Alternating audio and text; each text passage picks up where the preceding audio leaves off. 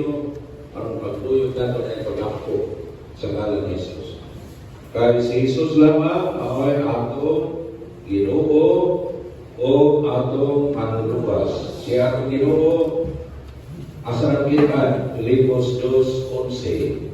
Siya atong manlubas buhat sa Apóstoles 4:12. Plano kagaya ng masulti. Walay kaluwasan gawas niya ni Kristo. Kaya walay laing ngalan kagihatag na pinaagi ni kita malubas. Amen. Ini ata sa ngalan ni Jesus. Okay? Sa samahan sa anak at sa Espiritu Santo. Unya ako sa kamita ito ang puno sa Diyos kalingon. Sutihan ko pagayot ka mo. Tuduha ka ninyo din sa yuta pagawin pagpangayot bisag pusang utala. Kinihatag ka ninyo sa pamahan na ito sa langit. Kaya kung may buha o tulog na nagtigo sa akong ngalan na ako uban kanila. Amen. Amen. Kaya tingko mo na siya ngalan, niya siya uban ka na ito. Okay? Kung salamat sa Ginoo uyasan ng paglako, kaya sa magtingko mo na siya ngalan, galing ka ng magtingko siya ngalan, dili na mahinog ang gitara. Kaya ingon mo siya na walay makatumulan o gawas kung pinali sa man. Kaya, ingat ulit niya sa buhat sa harap rumah, sa puso mensahes, Madili ka kami mo ako ingon sa angay kung wala rin ako iyang Espiritu. Ingon siya sa atong pagkahuyang, tabangan nila sa Espiritu Santo, kaya dili kita mahibalo kung saan pag-ampo. Ang Espiritu mismo, mawa maliyupo sa Diyos Allah kanan.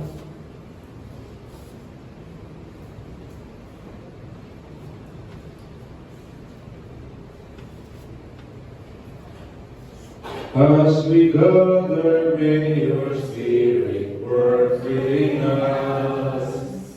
As we gather, may we glorify your name.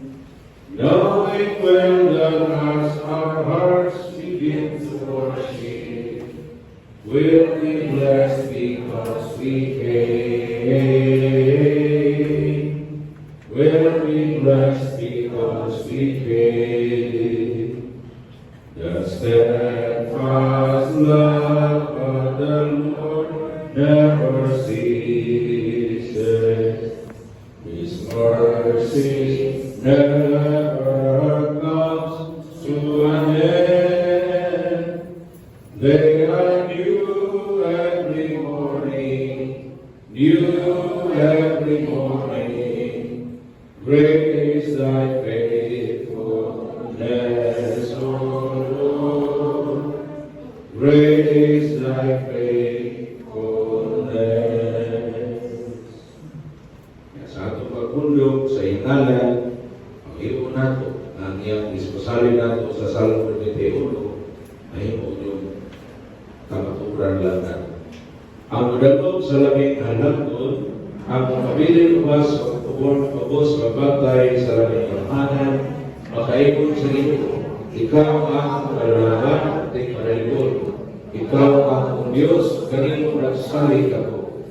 Ikan sa tanang katalagman, wala isayri, ilikay kagayon niya. Inuman sa tanang sakit na makamatay. Tabunan kaniya siya napako, hindi kagayon mausap mo sa iyang pagkatiman.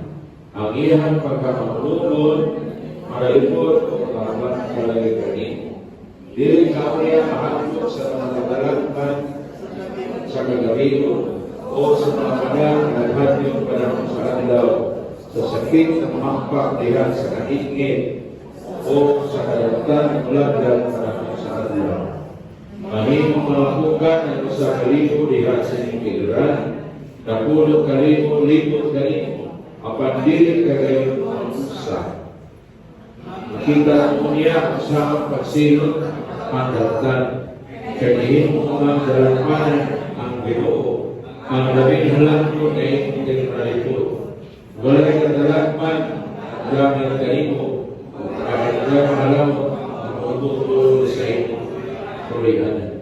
Pagbantayan ka sa Diyos sa iyang mga angel, at pagpalipod, sa panayon kanina sa iyang mga kamot, ang dili ka sa dili pausa sa mga bato ang imong matihil. Kumban mo ang maliyon, mga bitin, mga pintas maliyon, bitin, malala. Ang Diyos kaniyon, luwason ko katong naging paganako, kung panundan katong kaila sa akong ngalan. Sa lihang sa pito na nila, ubagon ko sila. Pag-uban ako kanila sa lihang, anaa sila sa kalisdanan. Luwason ko sila kung kasilunggan. Gantihan ko silang taas na kinabuhi, kung luwason ko kayo sila. Himaya, samahan sa Anak, sa Espiritu Santo,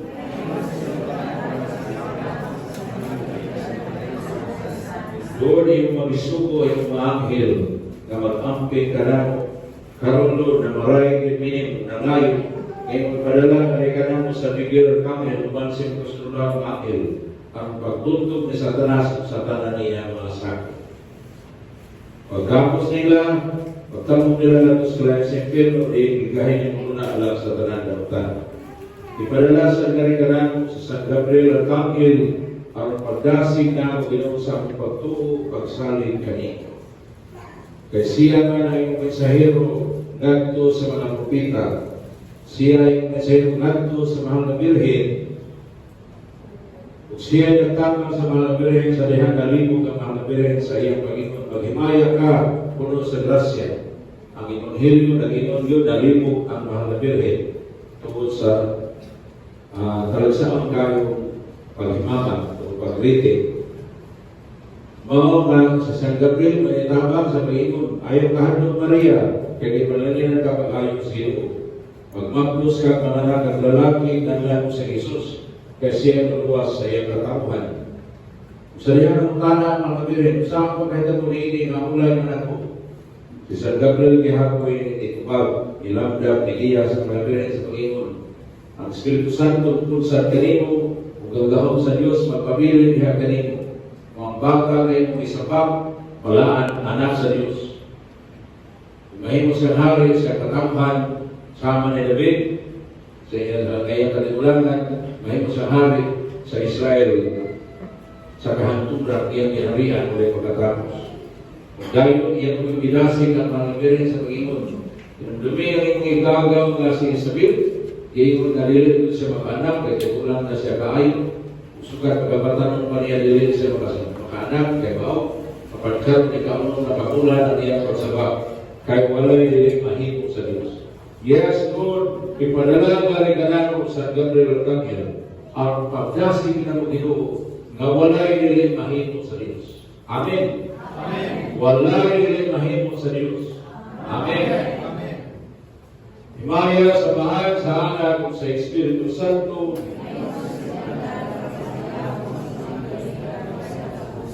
karoon na mo sa ipahayo, ipadala na rin kanamo si San Rafael Arcangel. Siya ay itong ibiyalan sa ministry sa healing. Kaya iyang ngalan at paunupan Yahweh Rapha, Yahweh Heals. Lord, tinabangan ni San Rafael sa iyang mag-isapupang anghel at labang pinigil mga kamintanan, mga ayon sa iyong ngalan, sa iyong bukma sa iyong gawin. Himaya sa mahal sa Anak sa Espiritu Santo,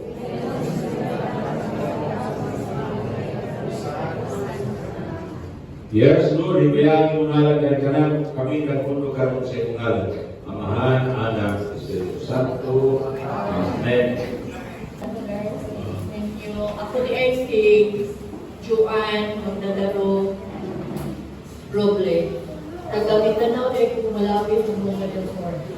Naabot ko dali, tulad sa akong friend nga si Karen. Dugay namin ng talk, iyan, pro FB, pro sa ako ang boardmate na ko si Louie, i-classmate sila, dayon, through IMG mo, kay mamatay niya. And then, sa among nang story about ng business na mo sa IMG, nakashare ko niya nga, huy ka na, gilumay niya ko sa kong kauban na lalaki sa eskwelahan, kay teacher man ko, nang gilumay ko din. Wala pa ko niya na share about ating ministry. Diha na ko nila share when I was kanang on leave po ako, kay nag-study leave ko during pandemic. Dayon, akong bana, naputlan daw ang fingers tungod sa diabetes. And then, we don't know dahil na tapos siya, isang api na dahil po sa upol nga gibuhat sa akong mama, nga mama kita ko. Dayon, nakashare man ko niya, kaya naalaman ko bigay, so sa itong disputan, nga na-share na ko na ko siya ba, karay mo, bitin na hitabo.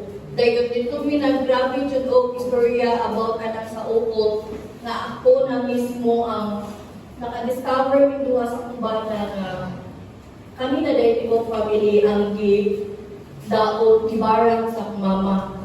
Kay anak ko itong istorya, namatay at mamut sa akong classmate nga nagka-aneurysm. And then that happens, it was July 2022, na nagka-stiff-neck ko from here, na naligo ko. Nagdaligo-ligo kayo, gusto ko magsimba o first mass. Ato nga Sunday mo, ligo ko nga, gusto mo balik ko simba. Kay na-apoy time na nikundang ko simba. Niabot ang time kay kapoy na ang trabaho, nag-puding, dili na ako makapray. Muhigda na lang, higda pa usa pa mahuros. Thank you Lord, bra ang ma-storya. Then ako nga Sunday, gusto ko simba o first mass. Sus the word of the enemy, dito na bis, pagbukbot ako sa tubig, di ko nag-chupo ni Pindo, kaya I thought is half body, mga stroke ko, ay sakit kung kayo, gitan Pilipino. And then, wala ko yung dahil sa kalibo, iinom ko, tanggal na ko, and after wala pa yung 10 minutes, nagilipod yun ko, o nag-BP. Dili man din kaas ang ako ang BP. Yung iinom yun ko, sigurado sa maintenance, kaya nagka-maintenance na mag-causes na anak ko kapay na baby. Ayun, share ko niya nga, Carl, hindi na biya ako katulog, 5 days, 5 nights na ako hindi katulog. Ayun, during atong hindi na ako katulog, prior ako, nakahintak ko nga ka ng among bed, nakamata ko mga 11 or 12, daghan kay red na ants. Grabe nung batikwas, kaya ako ready pa, akong bata wala. Tingnan ko, ako rin, ano siya, pwede na. Kung diyan, kani karon, hindi ko, di ba, Father? Process na to, kung diyan. Then, dinitin na itong April 22, nag-process with the Father. Kung diyan, grabe, pag nais ang healing or prayer, even ka ng lahi ang one, uriyak niya kung diyan, na-achieve muli yung kani niya. Then, ito, pag-process na namin mga, wala yung gusto mo, kani ang diyan, nagabay na ni. Then, kung kaya na kung niya, makar, dili lagi ni mabusko, sa kanang gihatag nga bugas sa akong mama. Kaya ever since, sabi ko po, mama, feeling na po, maraming kalaan na kanang kontra. Pero silingan niya na kanang kontra kayo niya. Nga, di ba, mama is number 1 fan, bayan na sa anak. Kasi siya ang suporta ka. Uy, anak, siya noon ang hila. Feeling kung makakita siya, mamuangat ni, feeling na ginahila niya. Maka-up, din magdagan anak na mong kinabuhin. Naka-share mo niya ang heart. Ganun for the first time, kinalaan mo sa akong mama bugas. Kaya nung mas di makalisod me, ang mama mas 50 pesos. Wala lang tuog ko, pero ang yaw-yaw taga-diri. Makawala ko 100 pesos, makabato siya, mag-sildo na kung bana, sundot na yung tingil. Kaya asa yan 200 pesos. Kaya talagang, for the first time, kinalaan ko yung bugas card na 225 sa. Ang isa, giabrihan. Ang isa, wala. Dahil nasundan ka yun, o duha na to, na duwa. Nya, ang tato magkukunan giabrihan sa kuha na, ako wala abli niya. So, wala pa to namin gibati sa mutiyan. Kaya ano kung ba naman, kana yung gigamit ka, ano hindi ka giabrihan, kano na niya ka ng amigas. Sumaot ko, pag-iingon ako niya, pagkaduwa kong wala tayo sulod ang suglan ng bugas, yan ibutot ko din. In just one week, ang amudek, ang ibati na mo, ako tiyan, na magigaling, dalingon siya kayo, then init ka, dili may mabusog ako din. Kaya ako na time is, on process ko na ng hilig sa hands sa kumbana, na ko kayo siya sa kumbana, nagpa-check up is sabi sa din. Kaya ano na siya sa akong feeling ato, nga namatay ang mixon sa classmate ka, Lord, dili na ko kaabda na ng December sa akong ibati. July siya, 2022. Then ato rin sa amin, ato rin sa Kota Shrine. Kaya na ko ni Mama Mary, kanang, di mo biyak ang bala sa gamay pa ko. Kanang, gingnan ko sa doktor na dilit na ako maabtan ko 24 hours if dili ko mo cry. Nga mo makukit ang bala na tumatay. So karon kung mamabalik ang balik ko, yung lawas, dili naman dyan. Kanang, pili ang bukat, kayo, dako, kayo atong matay. Kanyang tiyan, ang aslay na ni Diris ka dako. Then while gikan dito, padalo mi sa doktor sa kumbana, ano ko niya, kanang pang nakabantay ka, kanang ang ka sa restaurant nga, nagkaon ka sa rice, atong busog sa rice, is kanang strong kayo ang kanang busog niya. Siya ako po, yung nga natin ay siya, mo ko nang gibati sa rice at ikaon sa balay. Kung mga tayo, no, mga bata, mga itig, man ang mukhaon ka to, kung duha ka anak, mukhaon dito nagduha ka plato. Kung after mga 5 minutes na mukhaon, mga ikaw 5, mga ako na po sila o biscuits. Nalaming anong dili pa busog. So mga ni-share ko niya ngayon anak. Dan mga na-praise pa niya. So ito nagsugod ang process sa hilig. Nag-deliverance me, then nag-iwas me ni Father din at April 22, kaloy sa Ginoo. Perfect and precious sa Ginoo. Nag-away na akong tiyan, kaning, amok na yun siya. Sa kaning kinako na din ako karoon ng kanako. Sininagyan pa rin sa una ka, mo lihog ito akong tiyan. Daghan rin mo gibaki, katong first na mong deliverance ng Karen, first 2 weeks na mo, halibang jud me o balas. Libang yun me o balas. Ano ko niya? I thought car na kanang cartridge na di akong ibang sa diliyoy. Kanang nagtawa ba rin na kalibang mo ito. Oo, itong June. Dayon, naadyo ko yung kalibang ang mga kaway-gaway. Dayon, ang isa po nga akong ibaki, numalit ako dito ka o dugo. Sige lang po, kanang kainom o kamal sa TV, kaya di ko na ang doktor na. TV siguro ka, niya ini x-ray, wala, dyan siya sa mga baga. Ang hirap kasi nila